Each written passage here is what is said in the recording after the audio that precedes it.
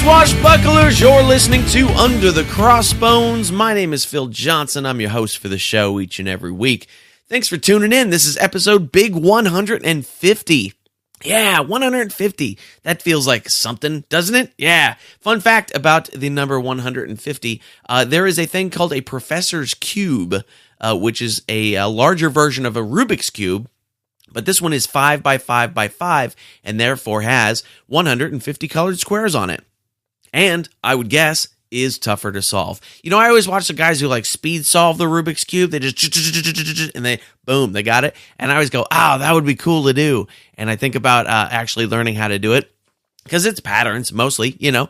And then I go, oh, right. That does not enhance my life in any way whatsoever in being able to do that. So I've never done it. Second fun fact about the number 150 this year is the 150th birthday of the Golden Retriever. Now, not any one in particular, but the Golden Retriever as a breed. And just last week, they had a birthday party in Scotland for the Golden Retrievers. That was a gathering of 300 Golden Retrievers, and I just saw a little video of it. And of course, it's adorable, right? Because who doesn't like a Golden Retriever? And there's 300 dogs in the field, and none of them fighting, none of them getting into trouble. They're such good dogs, those Golden Retrievers. They were barking and stuff and playing, but no trouble at all, it looked like. That's amazing. So here we are in episode 150. I appreciate you being here. Thanks for tuning in and telling your friends and visiting sponsors and doing all that cool stuff that you do. That helps me keep the old boat afloat. I appreciate it. Today's guest for the Big 150 is Dave MacArthur from Pirate Radio of the Treasure Coast. Now, of course, there's a good chance you're listening to this show on Pirate Radio of the Treasure Coast right now because a lot of people do. There's a good chance you've heard me promote Pirate Radio of the Treasure Coast because they've been a sponsor of the show for a long time. But today, we're going to dig into it. You may have been listening to Pirate Radio of the Treasure Coast for a long time and have no idea who's actually behind it. So, Dave MacArthur is the guy. He's the guy behind it. He and his wife, Ellen, they do a great job with it. And we're going to talk to Dave today about the radio business, about the digital radio business, about the music industry, and we're going to wrap it into pirates and how he got into the pirate scene. If you're in the Florida area, you've probably met Dave out at one of the Florida pirate festivals. He goes to all of them. So this is a really fun talk. We talk a bit about pirates and a lot about music and a lot about radio and things like that. So if you've ever wanted to get a sort of a backstage look into the radio industry, that's what we're going to be doing today. It's a really fun talk. I think you're going to dig it. I am fresh back from my Northwest tour, which was great. The shows in Seattle were fun. I got to play the Underground, the Comedy Underground in Seattle, which is one of my favorite clubs in the country. Played Jokers in Richland, which is always fun. And we had good audiences. I had a laugh because I think it was the Saturday night show. I've been doing this new bit in my show about the rehearsal for my first communion as a kid. And religion material, always a little bit dicey in some cities, in a lot of cities, frankly. And I've dipped my toe into it over the years, and I usually get in trouble. But this one's been going really well. But this lady came up to me after the show, and she goes, "You're really, really funny." And then she crossed herself, like she was saving her soul. After telling herself and telling me that I was funny. I thought that just cracked me up. So Richland was great. Jokers was fun. All good stuff. Drove 16 hours home yesterday. Have you ever driven so long where you forget the beginning of the drive? Like the beginning of the drive seems like another lifetime ago. The drive originally, according to the old GPS, said it was going to take 12 hours. And I knew it wasn't going to take 12 hours because I needed meals and pit stops and things like that. I'm not a drive star. I stop places and do, and rest my eyeballs a little bit and whatever. So I had tacked on, I figured 14 hours. I was going to do 14 hours on the road, which is longer than I would normally do. That's usually bad. I try not to go more than 10 hours for a drive. And I know some of you who don't do what I do are going like 10 hours. Who wants to spend 10 hours in the car? It gives me a chance to catch up on all my podcasts. That's what I do. And so anyway, I'd figured on 14 hours. 14 hours, I figured. Normally, like I said, I don't go more than 10 hours, but that was going to get me, like, I was only going to be another 4 hours from home. I might as well just go home instead of paying for a hotel room. That was my thought. So then I get to Mount Shasta, beautiful area up there next to Weed, California, which, of course, you can buy. There is a town called Weed, California, and you can buy lots of T-shirts that say "I love weed," and all the stoners do. So anyway, I stopped in Weed I was getting ready to stop for dinner. It's about 6:00 at night, and it starts raining, like big fat raindrops. We're at a pretty high altitude up there near Mount Shasta, and I stopped into a Taco Bell. I thought, I'm going to have something to eat, and then it started really raining, and then thundering and lightning and hailing. Yeah, it got like crazy for a good 45 minutes. Just this crazy hailing thunderstorm rolled through, and so I just sat in a Taco Bell and waited a long time for my food. Like, this Taco Bell was so slow that people were asking for their money back. Like, they were like, we've been waiting half an hour for our food. We'd like our money back. We're going to go somewhere else. I was in no hurry, so I just waited for my food. But fast food, it was not. It definitely was not fast. Not fast. So anyway, I waited till the storm let up, and I thought, great, home free. I'm going to crank out the last 6 hours of this drive. And I get in the car and immediately run into traffic. And I thought, okay, some jackass crashed his car in this storm or whatever. And then we creep up, creep. And it says road work next 9 miles. Yeah. And we are like moving 2 miles an hour. We're really creeping. So that piled on another hour at least there, just trying to get through the construction traffic. So altogether, it took me 16 hours to drive home yesterday. And I broke my rule. I have a rule of 1 energy drink per day because otherwise I'd become way over caffeinated. But I had two yesterday to make it through. I put in 2 full work days driving my car yesterday, and I finally made it home at about 1:00 in the morning.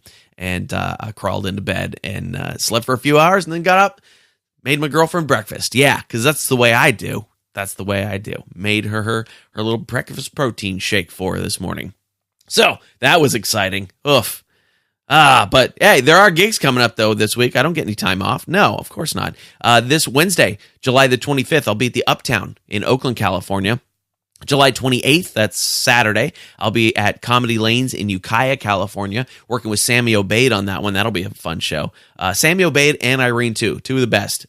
They're both fantastic. That's going to be a good show. I'm skipping around a little bit. August 10th, First Street Cafe in Benicia, California. Looking way ahead to the end of next month. August 30th through September 2nd, I'll be at the Comedy Catch in Chattanooga, Tennessee. So if you are near the Chattanooga area, it's my first time there. I've never been to Chattanooga, and I'm looking forward to it. I'm going to be working with Landry that night. Landry is one of the best comics in the country, and a genuinely cool dude. Good guy. So that's going to be fun, and I'm super excited. I get to go to the new Guitar Museum. Yeah. Unfortunately, in those shows, all stand-up. Well, not unfortunately, but I will be doing only stand-up in those shows because for some reason that club does not let their middle acts do music. I don't know why that is. Seems very arbitrary. I mean, some headliners don't like to follow a music act, like a comedy music act, but holy cow, Landry can follow anybody. He's not going to have any trouble following me. It's ridiculous. Anyway, other stuff coming up. Arizona, Nevada, more Oregon, Washington, Indiana, Edmonton, Canada coming up. All that stuff on the tour dates. Go to underthecrossbones.com. Click on the tour dates button, and you can find out where I'm going to be coming near you to tell jokes, sing songs, do that kind of stuff. Hey, the International Pirate Awards is happening. That's voting is now open. You may have seen the video, the little promotional video that I did that's been being passed around for it on Facebook or Twitter or YouTube or all the places that's been going up. You can go vote in all the categories. We got some great categories this year. You can pick out your favorite pirates and your favorite pirate creative things that are being done this year. So go to internationalpirateawards.org. Yeah, internationalpirateawards.org, not .com, .org. And you can vote there and get it all in. I think we're voting through August 15th. And then the winners will be announced September 19th. Duh, Talk Like Pirate Day, right? Yeah, that's when we do it. Cool. Hey, if you ever want to learn how to play guitar, because I do that, I teach it. I have been teaching guitar for a long time, and I got a free thing you can sign up for. It is the 30-day guitar challenge. If you've never touched a guitar before, or maybe you're just a little rusty, or you haven't been able to get some consistency in your playing, that kind of stuff, join the 30-day guitar challenge. It's really cool, really fun. You will learn 3 songs in 30 days with just 10 minutes of playing per day. I've broken it down into super baby steps to get you playing these 3 songs, and it's fun, and it just gets you playing consistently. It's free to sign up. Go to underthecrossbones.com/guitar. Sign yourself up for the 30-day guitar challenge and check it out. If you're enjoying the show, and I hope you are, come join us over on Facebook. It's facebook.com/underthecrossbones. On Twitter, we're at undercrossbones. No the there. And of course, you make sure you're subscribed to the show. Whatever you're listening to this in, click that little subscribe button. Or if you're listening on Pirate Radio, The Treasure Coast, you can come over to underthecrossbones.com and subscribe there. And of course, all the show notes are at underthecrossbones.com/150 for this episode. If you want to support the show, that would be awesome of you. Go over to underthecrossbones.com/support. There's a little donate box there, a little PayPal box. You can drop any sort of donation you would like in there. There's an Amazon banner. Click that Amazon banner. Buy yourself something nice. Amazon kicks me back a few shekels. Doesn't cost you anything extra, but it is a nice way to help the show. And if you want to be a sponsor of the show, you can do that too. Hit the support page, underthecrossbones.com/support. We'll get it done cheap and easy. So, like I said, we're going to talk some radio today. We're going to talk a little bit about the music industry and how that works, a subject near and dear to my heart because I've been in that industry for decades now. And we're going to talk pirates and how it all connects together. So let's get into my interview now with Dave MacArthur, owner of Pirate Radio of the Treasure Coast.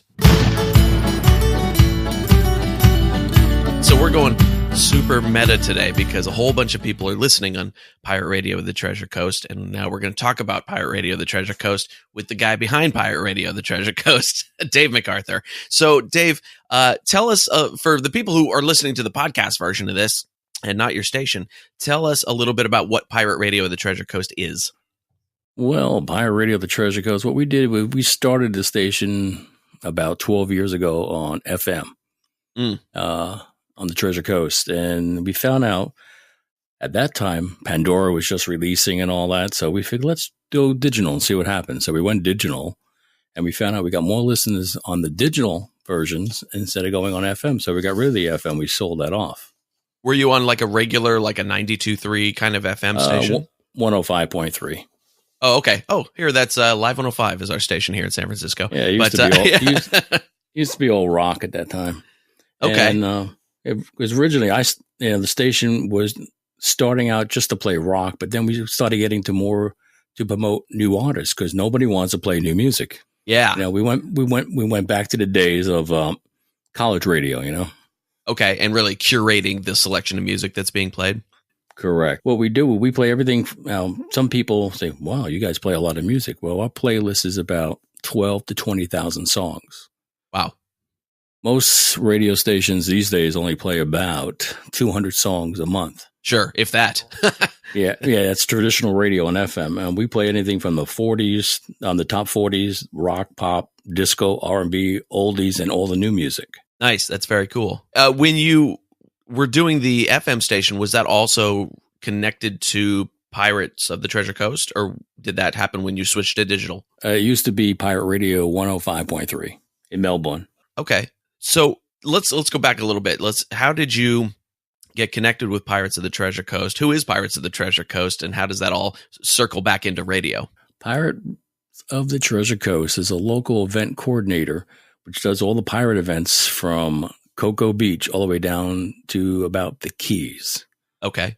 And they have a lot of actors that work for them. You have your Captain Jacks. You have a skeleton crew, which is like they all dress up in outfits they look like skeletons, and they have a whole bunch of shells all over them and all the homemade suits they make. Nice. I mean, one guy spent about $10,000 to make a suit. I believe it. Yeah, some of the garb gets really expensive. Oh yeah, and we have about 8 cannons and I think about 39 guns. Okay. So I mean, we do events throughout the whole year, actually. Mm-hmm. How did you get involved with them in the first place?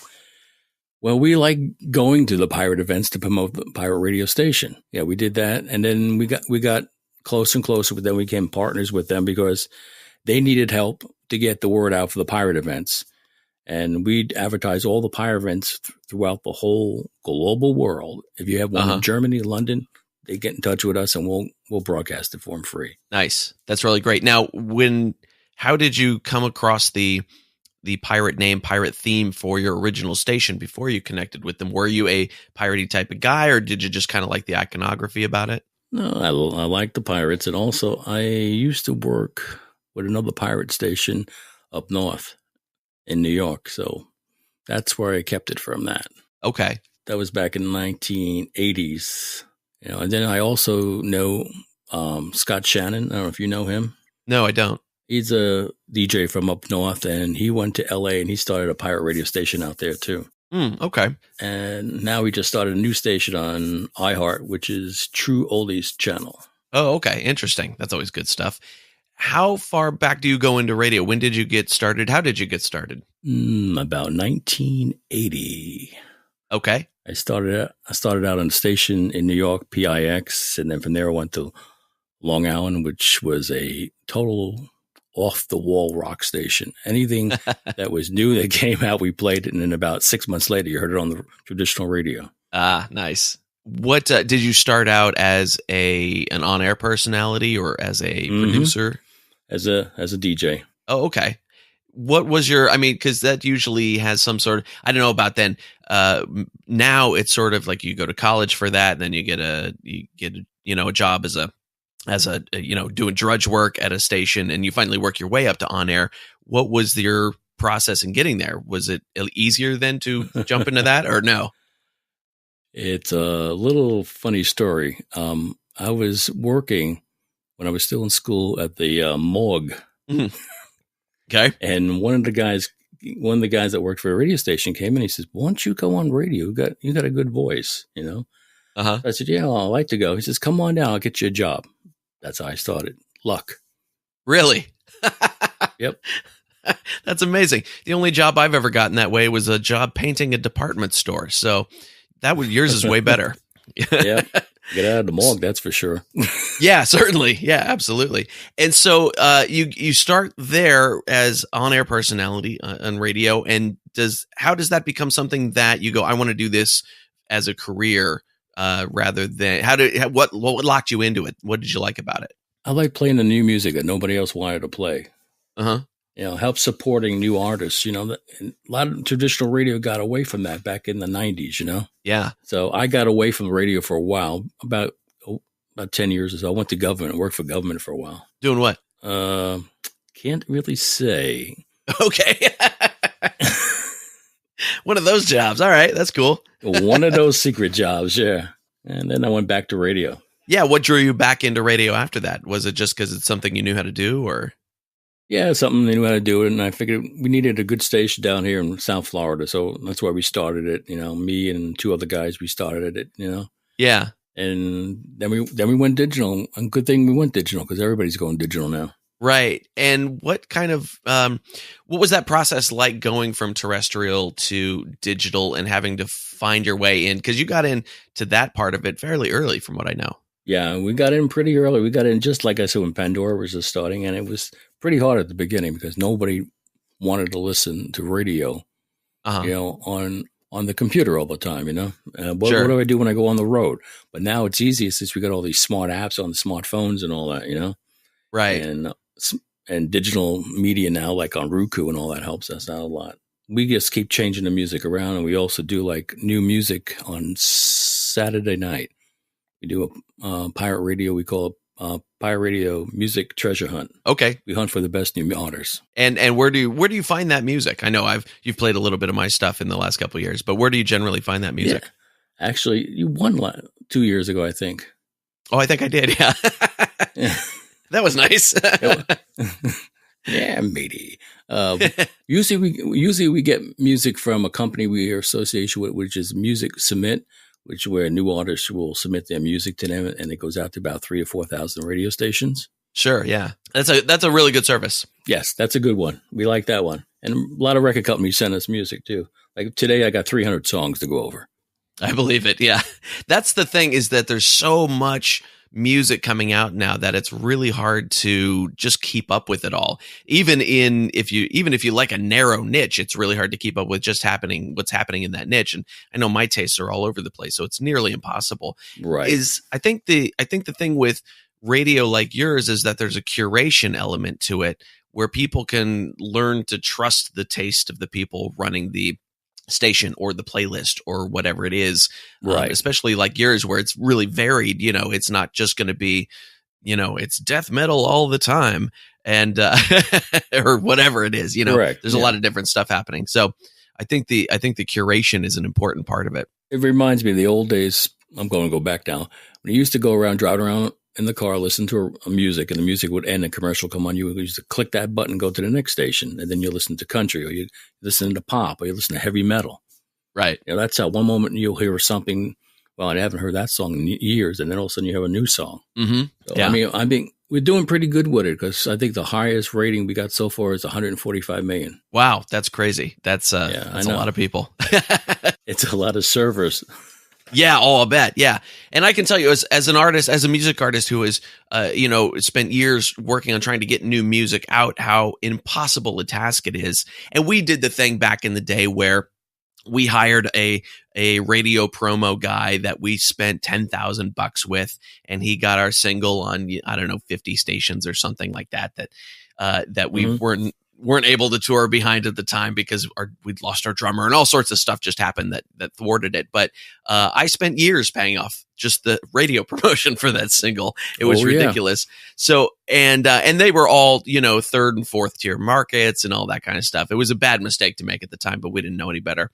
So finding places like nobody had other options, That's that was true. The only option you had.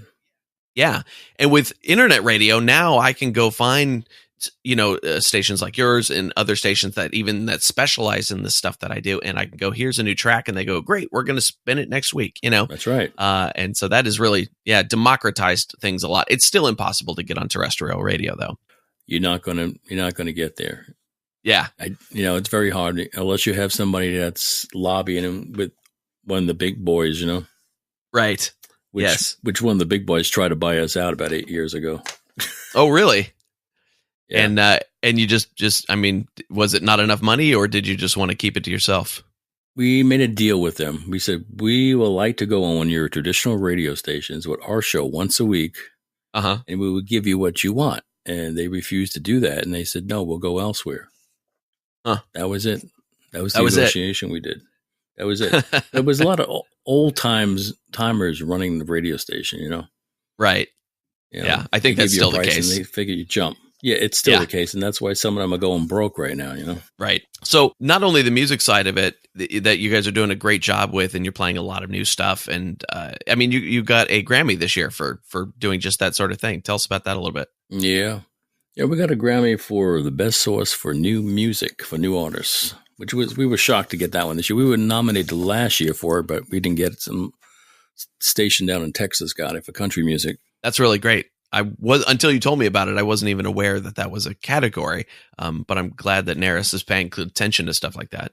Yeah, and then we also got a nominee from the CMAs locally. Nice. So hopefully we may get something from that. Oh, that's very cool. I didn't know the CMAs were part of they call Stardome, which is the partner we're with. So I didn't know about that. Oh, okay. Interesting. Stardome owns stream licensing. It's for the licensing for all the internet radio stations for royalties. I see. Okay. Yeah, there's a whole technical world of all this streaming and licensing, because you sent me a list of just places that your station goes, and it was just mind-bendingly long. I was like, it's just like all these tiny little Roku and, all these little places but I guess you just amass a number of listeners just, in each of those tiny little places, huh? Oh yeah. Like, I know Germany, I just got the new stats yesterday. We got like 4,571,000 people listening, which is a lot. That's funny. Yeah. That's great. And next is the US, Yeah. So outside of the music stuff, you also you have some talk shows and podcasts. And I mean, this show, which has been great. I appreciate you playing this show, but you have a few other talk shows as well. How did you start incorporating that into the format? Well, those talk shows originally used to be on the music station all the time. We used to have them on like late at night and all that. And we found out since the time change is different between each country, the people in Germany were emailing us telling, hey, where's the music? We want the talk shows. We want the music, you know? Oh. So we took that off and we started the talk station. And only, I think, 3 days out of the week, we got talk stations on their music station. And then the rest goes on the talk station, which is rotation continuously. And every week there's new shows added to the old shows and so on and so forth. And I mean, the ratings are pretty good for that one too. I mean, right now, New York, US is doing most of the listening. And then we got Canada, Mexico, Russia, Germany, Great Britain, Puerto Rico. I mean, that's the top people right now listening. Interesting. Yeah, that's and it's always exciting to see the stats when you send them to me. I always go, oh, look at all the people. I know, right? Yeah, we try to stay away from commercials because people don't like commercials, right? You know, so we try to stay away. What does your revenue stream look like then? Because radio is built on commercials. Well, we get money from Google. Okay. We get money from Amazon, and we get money from other commercials we play on other stations we have. Oh, okay. Yeah, we do play commercials once in a while. We'll play like near the holidays. We'll stop playing. But the most commercials we'll ever play is 2 commercials an hour. Okay. Yeah, because it's I think any way that I mean, I would love to see even terrestrial radio come up with some other revenue streams and things that they could do, or even podcasting for that matter. I think any podcaster would be happy to not run ads if they didn't have to, if there were other ways around it. Do you see digital stations or any of that kind of stuff moving in any of those directions where advertising becomes less of a piece of the pie? Yes, I do. I see. Because right now there are some software which we have, and we have some other companies that have software which is target spotting.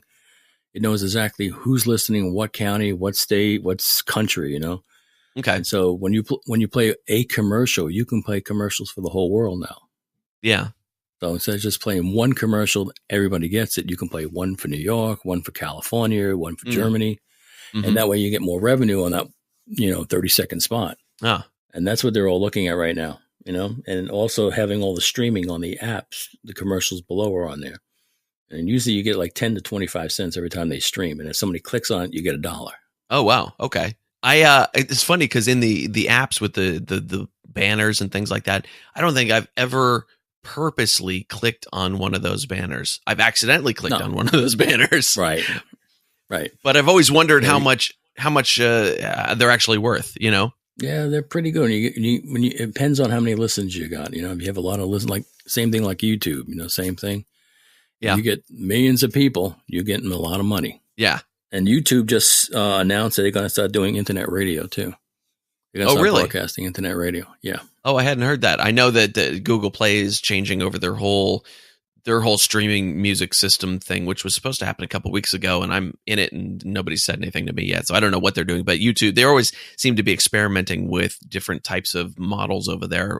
And none of it's worked really well so far, but But they do have a lot of young adults that do use YouTube to stream music. Yeah, that's a huge part of their business. Yeah. Right. And a lot of them use it in their cars when they're driving, which means they're using a lot of data because there's a picture you don't need when you're driving, Sure. Yep. So they found that out. So they said, okay, let's start adding more internet stations without the video. Yeah, I can see how that would work. What kind of future do you see for streaming radio as a format as opposed to just on demand? I want to hear this song right now kind of thing. Well, on demand is nice. So, but I think radio stations still want to play music that they want to put into a format. Mm-hmm. And just to choose your stations when you can switch back and forth, I think that's going to change down the road because people are going to get tired of that after a while. Of having to make the decisions. Yeah. Right. Because what's going to happen is the playlists are going to get smaller and smaller as they pay more revenue for royalties because those stations pay 3 times more than we do. Uh-huh. And it's costing them a lot of money. I think this year Spotify said they spent close to $35 million in royalties. Yeah. And that's going to hurt them down the road, you know? Yeah, especially now as a public company. Correct. You know, and stockholders are going to go after them. You got to do something. So that means the playlist most likely is going to get smaller and smaller. But since you mentioned that, we just started on Monday a automatic online request line. Oh. You go out there onto our webpage, you click submit a song, you look for the song you want, you hit click, and usually about 15, 25 minutes your song we played. Oh, that's cool. Yeah, we just developed that. So we're testing it right now to see how it works. And that's good all over the world and everything? All over the world. Oh, that's very cool. Well, now I'm gonna have to go request my own songs. Yeah, see, we're testing to see how it works. It's you know, that way it goes on there, you know, and I think it's limited, so you don't get one person keep submitting the same song, right? So if it's a new artist out there, we're playing, you know, I want to hear my song again, you know, right? You don't want that's like the guy who jammed, you know, $20 worth of quarters in the jukebox and played the same song over and over again. Oh yeah, that was me. Yep, that was me too. Yep. Hey, everybody, we're going to listen to Dancing Queen 25 times tonight. No. So now, since you're connected to the pirate community and the pirate scene and the festivals and all that type of thing, how much of your listenership comes from that versus how much of it is just like regular people? We have a lot of pirates that listen to us because they always want to know what the next event is going on so they can go there. And then we also do, like on Talk Like a Pirate Day, we do a whole bunch of pirate music. We also interview people sometime in June or July, usually at a pirate event. We usually interview young kids, make them talk like pirates, do pirate jokes, and we'll play them all during the day on Talk Like a Pirate Day. Nice. So that community is really tapped into it then, because I know you go to all the festivals and do all the things. All of them. Yeah, we do so many events. It's getting crazy. I mean, right now after I talk to you tonight, I got to go to Jessie. She was on The Voice, one of the finalists. She's in town singing tonight. Oh, nice. We're going to go see her tonight. And then we got Mount Dora, which is north of here near Orlando. They got a pirate and seafood fest coming up. Then we got 2 Renaissance fests coming up. Cocoa Beach Pirates, Vero Beach Pirates, Treasure Coast Pirates, Port Salerno Pirates, Fort Myers Pirates, Pirate Invasion. So that's all coming up in the next couple of months. That'll keep you busy. Now, when you go out to those festivals, do you have a booth or are you just hanging around talking to people? How do you work it? No, we have a big booth. We have the prize wheel and stuff like that. And then we do auctions for like local animal shelters. So we had the one we did a couple months ago. We had about, I think, 15 baskets full of liquor from Jack Daniels to rum to auction off. And then we had about 100 huge stuffed animals. Oh, tigers, lions, and bears. Oh my! So we made a good amount of money for the charity. That's great. Yeah, that's where we're out there to support the community in that. That's very cool. People want pirate hats. People want pirate T-shirts. Yeah, I'm sure. I have my my pirate radio T-shirt on as we speak, actually. Hey, matey. Right. And then we do and give all the kids eye patches and stuff like that too. So, what big plan do you have in mind for your station that you haven't accomplished yet? Where would you like to see it go? Really, we're doing pretty good. I can't imagine us get any bigger than where we are right now. Oh, okay. The talk station went good. We started the iTreasure Radio Network, which plays all independent stations. We only did that because somebody with another eye tried to buy us out. Oh, yeah. When you can do it, why not? Right? Sure. Yeah. Certainly. I mean, we're doing pretty good. Our ratings are good. People are listening. A lot of downloads of the app going on. So we're very pleased with where we are right now than we were like 8 years ago. Yeah. Well, that's fantastic. That's really great. And I'm glad we got to do this because I even got a little more insight into you guys and where you've been playing my stuff for a couple of years now. And I very much appreciate that. It's opened it up to a whole bunch of new audience that I wouldn't have gotten otherwise. So thank you for that. Yeah, no problem. Cool. So if you have anything new, just send it to us. I always do. Actually, I do have to send you my new single now that I'm thinking about it, but I'll do that later. Cool. Well, I'm going to let you go. There you go. Little echo. Nice. Cool. Well, Dave, this is fun. I'm glad we got a chance to do this finally. Yep, me too. All right, man. If you go in Orlando again, let me know, all right?